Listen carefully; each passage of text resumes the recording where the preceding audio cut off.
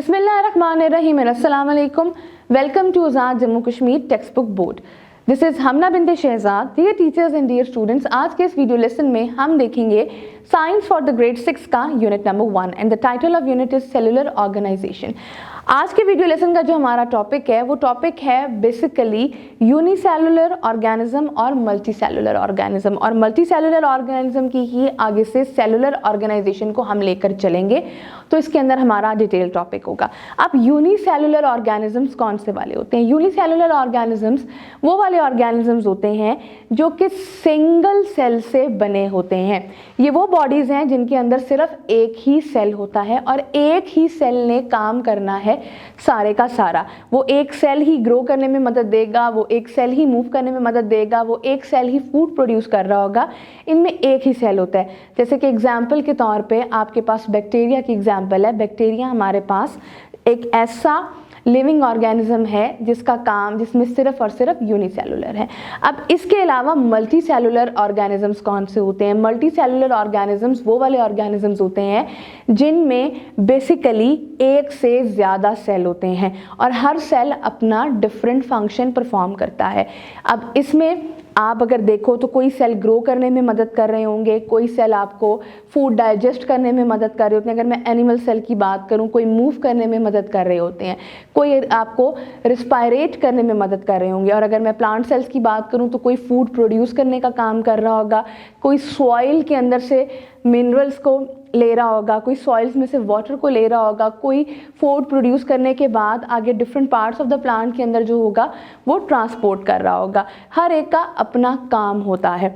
तो आज के इस वीडियो लेसन में हम देखेंगे कि अब यूनिसेलुलर ऑर्गेनिजम्स हमारे पास कौन से हैं और जो मल्टी सेलुलर हैं उनमें प्लांट सेल्स के अंदर कितने सेल्स आते हैं और एनिमल सेल्स के अंदर कितने आते हैं। लेकिन इसका एक स्ट्रक्चर पहले समझ लें। बहुत सारे सेल्स जब मिलते हैं तो सेल्स मिलकर बनाते हैं एक टिश्यू। टिश्यूज जब कनेक्ट होते हैं तो टिश्यूज मिलकर बनाते हैं ऑर्गन। ऑर्गन जब कनेक्ट होते हैं तो एक ऑर्गन सिस्टम बनता है, और जब एक ऑर्गन सिस्टम मिलता है तो एक ऑर्गेनिज्म मिलता है। जो वर्ड ऑर्गेनिज्म है ना, इसके पीछे पूरी एक हिरार्की है। जैसे कि मेरा एक सेल है, रेड ब्लड सेल है या वाइट ब्लड सेल है, मेरे बहुत सारे सेल्स, मेरी बॉडी के muscle cells, bone cell, nervous cells, white blood cells, red blood cells, ये सारे सेल्स जब मिलेंगे तो मेरा एक टिश्यू बनेगा। और जब एक से ज़्यादा टिश्यू मेरी बॉडी में मिलेंगे तो बनाएंगे ऑर्गन। अब वो ऑर्गन मेरा स्टमक भी हो सकता है, वो ऑर्गन मेरा ब्रेन भी हो सकता है, वो ऑर्गन मेरा हार्ट भी हो सकता है, ये मेरा ऑर्गन बनेगा। अब बहुत सारे ऑर्गन जब मेरे मिलेंगे तो वो मेरा एक ऑर्गन सिस्टम बनाएंगे। जैसे कि फॉर एग्जाम्पल, अब अगर मैं अपने डाइजेस्टिव सिस्टम, मेरा डाइजेस्टिव सिस्टम एक ऑर्गन सिस्टम है, इसकी एग्जाम्पल लूँ तो इसमें बहुत सारे ऑर्गन सिस्टम होंगे। मेरा स्टमक है, लार्ज इंटेस्टाइन होगी, स्मॉल इंटेस्टाइन होगी, और बहुत सारे और मेरे जो पाइप होंगे जो कि मेरे खाने को डाइजेस्ट करने में ज़रा मदद कर रहे होंगे। अब इसी तरीके से जब ये बहुत सारे मेरा ऑर्गन्स मिलेंगे, मेरा डाइजेस्टिव सिस्टम, मेरा रिस्पायरेटरी सिस्टम, मेरा नर्वस सिस्टम, और सारे मेरे सिस्टम्स मिलेंगे तो मुझे एक लिविंग ऑर्गेनिज्म की सूरत में मैं आपके सामने खड़ी हूँ। तो ये है बेसिकली एक लिविंग ऑर्गेनिज्म की डेफिनेशन। तो चलते हैं बुक की तरफ। बुक का पेज नंबर 10 रीडिंग करते हैं। Unicellular and multi cellular organisms. Bacteria, amoeba, euglena, Chlamydomonas are the organism whose bodies consist of single cells. In these organisms, only the single cell performs all the functions of their life. For example, it can move, it can get food, it can grow and reproduce. Such organisms are called unicellular organisms. Diagrams देख सकते हैं bacteria की, इग्वीना की, क्लाइमोडोमोनास की और amoeba की। ये वही बात जो मैंने आपको बताई कि यूनिसेलुलर ऑर्गेनिजम्स वो वाले ऑर्गेनिजम्स होते हैं जिनके अंदर एक ही सेल होता है और एक ही सेल जो है वो सारे के सारे काम कर रहा होता है, चाहे वो मूव करना है, ग्रो करना है, रिप्रोड्यूस करना है, या फूड हासिल करना है, या फूड बनाना है। अब मल्टी सेलुलर ऑर्गेनिजम्स क्या होते हैं? Multi cellular organisms are the organism whose bodies consist of many cells. Higher animals and plants are the organisms whose bodies are made up of a large number of cells. एक से ज़्यादा cell होंगे और हर cell अपना अपना काम कर रहा होगा। जैसे कि अर्थ फॉर्म है, बटरफ्लाई है, प्लांट है, बॉय है। इसके अलावा आप किसी एनिमल को भी ले सकते हो वो भी।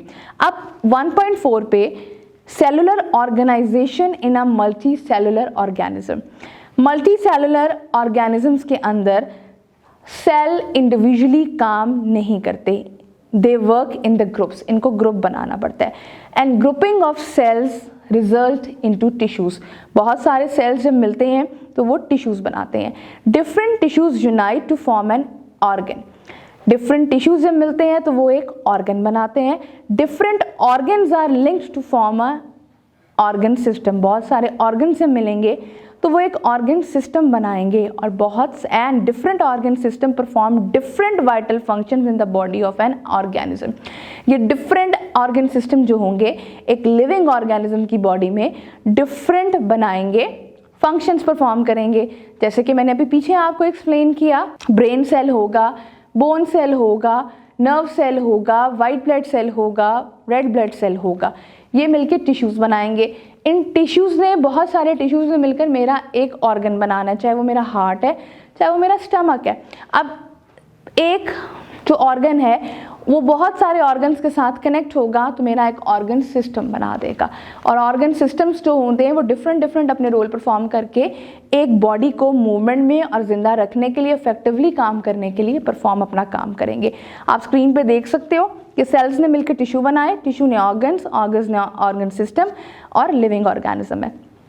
अब टिश्यू हमारे पास क्या है? Group of similar cells performing a particular function is called tissue. 4 basic type of tissues are in the body of higher animals, that are connective tissues, epithelial tissues, muscle tissue and nerve tissue. अब जो higher animals या animal जो organisms होते हैं इनकी body के अंदर 4 तरह के टिश्यू होते हैं। अब ये टिश्यू कौन कौन से होंगे? ये टिश्यू होंगे, आप स्क्रीन पे देख सकते हो, नर्व टिश्यू होंगे, एपिथेलियल टिश्यू होंगे, कनेक्टिव टिश्यू होंगे और मसल टिश्यू होंगे। हर टिश्यू ने अपना अपना काम करना है। एपिथेलियल टिश्यू 1 बाय 1 अब हम इन सबको देखेंगे भी।